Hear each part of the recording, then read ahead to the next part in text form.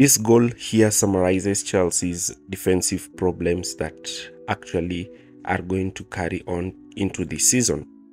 This further emphasizes how Chelsea will really miss Thiago Silva, one of Chelsea's best ever defenders. Now, one huge problem that Chelsea have faced this season is the lines of their defense. And their defensive lines have been quite shaky and have actually put them in situations where they have conceded a lot of goals during pre-season, with a lot of fans questioning whether the team will be ready for the Premier League season coming and whether the team will survive next season. Now, this is something that has really created a problem, and that's why in our video today we are going to do a tactical analysis on why Chelsea has defensive problems. What's wrong with Chelsea's defense? That is generally what we are going to talk about. So we're going to look at the defensive issues and the defensive problems that his side faces and what he can actually do to look and try to make controls towards those sides and actually try to implement a philosophy that can actually see the team improve from where it was last season. So do not forget to like, share and subscribe to our channel, and let's hear what Maresca has to say about this. With the high line, what the idea is, are you asking the players to play the high line and you just need to get it perfect, or is it something they're doing based on habit from last season? It's a habit. It's a habit. So we are not working on defensive line so higher. It's a habit that I don't know. It's from last year or from years ago. I don't know. But we are trying to drop a little bit the defensive line, no more than 4 or 5 meters, just to have some advantage. Don't concede the ball in behind. But as I said, last year we already conceded many goals with this problem, and hopefully we can solve very soon. Now, when you look at how Chelsea actually set themselves up in attack, and that is usually the 3-5 structure, the 5-man attack, one inverted fullback and the back three, with one fullback also inverting into the back line. Now, this 3-5 structure can actually give Chelsea much defensive solidity, but there is some key tactical problems that Chelsea are actually facing. Now, Chelsea, when they face a mid-block, one thing that you realize is that the opponents actually put Chelsea's centre-backs under pressure, unlike what Chelsea do. And when teams decide to sit in a 4-1-4-1 and use their 2 attacking midfielders to cover the 2 pivots, or they choose to be in a 4-2-3-1, what Chelsea usually do is they push their box midfield, their 2 attacking midfielders, into the wide areas where they can be able to create 2v1s against the fullback. So rather than playing through the middle, Chelsea will look to play around the opponent and actually look to try and place their wingers 1v1 with the fullbacks, or to try and have their attacking midfielders in situations whereby they're actually able to narrow the space between the fullback and the winger so that the winger can receive the ball. Now, this actually leaves some spaces and gaps higher up the pitch, especially in this zone 14 where these 2 players are supposed to occupy. And when the double pivot try to play them or the centre backs and they lose possession, what you realize is that the opponents look to immediately counter-attack, and the inverted fullback generally does not look to counter-press, but rather looks to drop into the defense line. And Chelsea's defense line this season has been coached to be quite narrow. So once they play this quite narrow defending line situation, what you realize is that now the opponent actually plays the ball towards the wide areas, which is something that is it's normal defending. You cannot allow them to play through the center.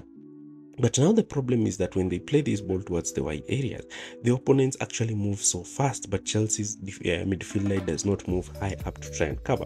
So when the fullback is actually moving to try now and confront the deadly winger, what happens is that the half space actually opens between the fullback and the centre back. And this space is now exploited with an opposition player who actually looks to make runs, and in this position they're able to make cutbacks or attempt to make crosses in the 6-yard space or attempt shots on goal. And we've seen Chelsea conceded some silly goals against Celtic in this fashion. Now, look at this clip and see how Chelsea have actually been opened up. Now, this is Chelsea looking to press aggressively high. But when Chelsea are looking to press aggressively high, you can see that Noni Madueke has actually dropped into the backline, and Nkunku now has pushed to try and occupy that position. Now, Chelsea's press is not quite aggressive or intense, and therefore, when you look at how they are forcing the opponent to play back, they're forcing the opponent to play back, but you can see there are spaces in midfield. And one simple ball towards the midfield and Chelsea's midfield is actually open. Now look at how aggressive that line is. And look at how Chelsea are looking to push their players up. The minute Chelsea players fail to actually put a lot of pressure onto the opponent, what you realize now is that because of their high line, the opponent can easily play those balls over the top. And you can see in this clear example how Real Madrid managed to actually exploit this space in behind Chelsea.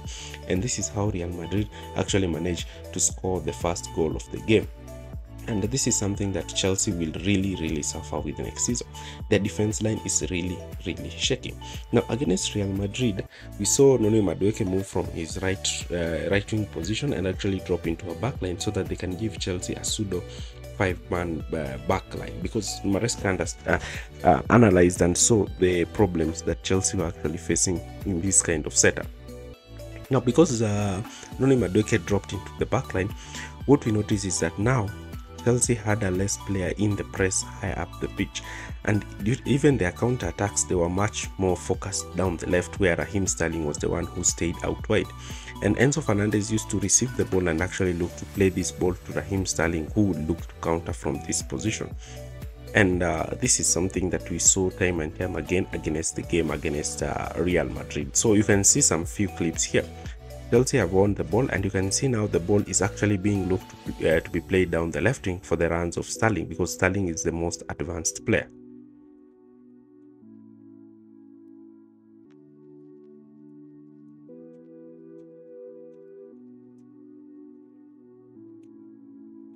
The same also happens when Chelsea are in build-up. They are trying to build up from the back, and they realize that the only space they can have to attack is down the left because of the position of Raheem Sterling. You can see here how Chelsea are actually looking to progress down the left, and this is where Chelsea will be much more deadly like season. Now the problem with Sterling staying high and wide is that now the left back is the one who remains isolated in these positions. Now let me explain to you how Chelsea actually now, what are the defensive problems that Chelsea actually face when they press, because here is where the real deal is. Now when Chelsea are looking to press, they look to press either in a 4-1-4-1 or in a 4-4-2. Now the press is usually aggressively high because they want to win the ball high up the pitch, so the entire team moves up. Now the midfield and the attacking line pushes forward to look and try to press, and I've explained this to you. The team must move into a block. If it is playing with the higher block needs to be more aggressive and more offensive, something that Jose Mourinho has actually explained about. Now, because the team is playing with a higher block, the front line and the midfield line should be quite aggressive in applying pressure to the opponent, and the striker is usually the trigger. Now when opponents decide to spread their fullbacks wide, they push Chelsea's wingers to play in those wide positions to try and cover the fullbacks. Now it's up to the Chelsea number 9 and the number 10 to actually exert pressure. Now the pressure should be exerted in to all players who have the ball. But when you allow another player to actually have possession and look to try just to cover the passing lanes which are closer, what you allow that player to do is to play those balls over the top. And because Chelsea usually look to play with an aggressive high line, what you realize is that we saw even Rudiger do this time and time again against Real Madrid, is that they will look to play these balls over the top. And because you cannot be offside when you are in the midfield, inside your midfield third, what you realize is that Real Madrid position their pacey players onto the left and especially towards that halfway line. And when Chelsea's aggressive high line was high up, they will play those balls over the top. And once they will play those balls over the top, they will disorient that high line. That meaning that high line will not fall back as a unit, but will fall back as a staggered unit. And because they will fall back as a staggered unit, you'll realize that one defender will be breaking the offside trap, and when the ball is crossed, you'll just realize the opponent will be in a free run to actually score a goal. Even the offside trap is not well coordinated, because the defensive line is not moving as a straight line, but it's rather moving as a slanted line. This is something that we have seen even against the game against Celtic. The defense line should fall back as a unit, not to fall back actually as not as a unit.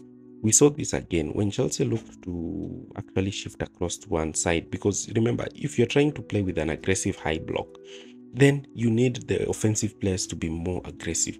And if the offensive players, you have players like Nkunku who are not so aggressive in this kind of manner, you cannot play in that line. That's why Mauricio Pochettino really favored to play Conor Gallagher, because Conor Gallagher is more aggressive. So when Chelsea are playing with that high defensive line, you have a player who is constantly looking to put pressure. The same thing with Klopp. Klopp used to play that aggressive high line because you had likes of Firmino, Mane and Salah who dedicate themselves to aggressively press high. Now look at this position. Look at how that backline has been split open. Look at how that backline has been split open. Another thing is that I also noticed that Chelsea's goalkeepers are not quite ready to sweep in behind, and because they are not quite ready to sweep in behind, you realize that Chelsea are actually putting themselves in a very difficult position. Here is another example. Chelsea are looking to press aggressively high, but look, a simple pass into midfield, a player did not come to cover this player in midfield, and now the opponent is able to play through Chelsea. Now this is the problem, because when the front line is moving to aggressively press high, the midfield line and the defensive line are not helping into that press. Again, Real Madrid is looking to play from the back and Chelsea is not looking to aggressively press. Now Rudiger is receiving the ball in this position, plays the ball back to Courtois. Courtois manages to actually play a pass higher up the pitch, and you can see again Chelsea's high defense, but in this position the press was okay. Here again, they managed to play the ball into the central midfield, and now the centre back is receiving the ball in time and space. Now look at the position that Chelsea is picking. Chelsea are looking to suffocate the opponent towards one side. But here you can see how Chelsea are looking to play the press. Now the press has been played to Rudiger. Now Rudiger is carrying the ball forward, and look at that defensive line. You see, when a player is actually facing you with the ball on one direction, is actually facing you with the ball in a playable direction. I mean, this is a direction where you say the ball is playable. The defense line needs to drop. But when the player is under pressure or is not facing where the ball is actually playable, the defense line should push up.